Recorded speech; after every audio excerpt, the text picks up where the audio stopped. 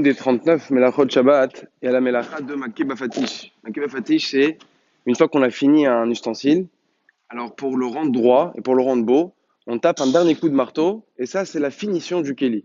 Et ça, c'est Asur Shabbat, et ça c'est une afkamina pour beaucoup de choses dans des halachot de Shabbat, que ça va dépendre de qu'est-ce qui s'appelle Makkeh Bafatish ou pas.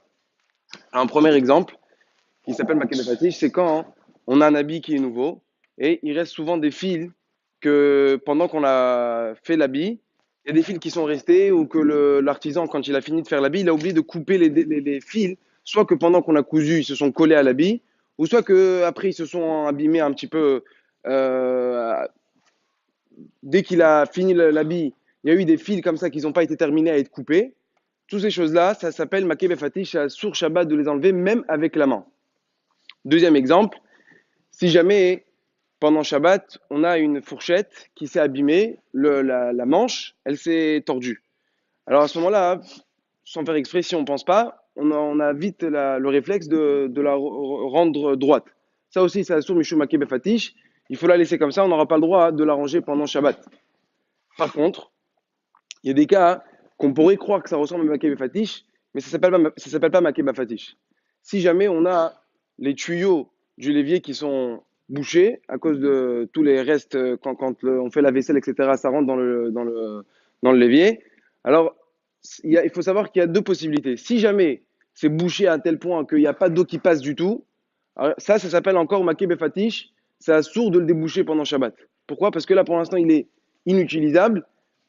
Si tu vas prendre une pompe et tu vas commencer à déboucher, ça, c'est assourd.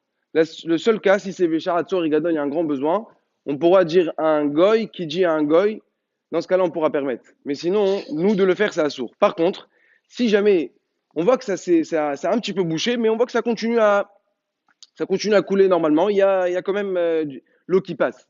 Dans ce cas-là, comme c'est pas Marassé Ouman, c'est pas quelque chose d'un professionnel de faire ça, tout le monde peut faire ça. En quelques secondes, ça va se déboucher. On aura le droit de prendre cette pompe et de déboucher ce levier-là. Un autre exemple, c'est si jamais on a acheté des chaussures et les lacets, ils étaient enlevés. C'était à nous de les faire. Alors, si c'est la première fois qu'on va les mettre, les lacets dans les chaussures, c'est assuré de faire ça parce que c'est là que tu rends cette paire de chaussures utilisable. Ce qui serait permis, c'est si jamais les lacets ils se sont enlevés et les trous ils sont bien grands, on pourra les faire entrer facilement. Là, on aura le droit de le faire. Mais sans ça, c'est assourd. Alors, ces deux exemples-là qu'on a dit que c'était permis, c'est parce que il était déjà utilisable une fois. Juste après, il y a eu quelque chose qui s'est détérioré. Alors, dans ce cas-là, les deux exemples qu'on a dit, ça serait permis de le faire pendant Shabbat. Et Hachem, on va voir.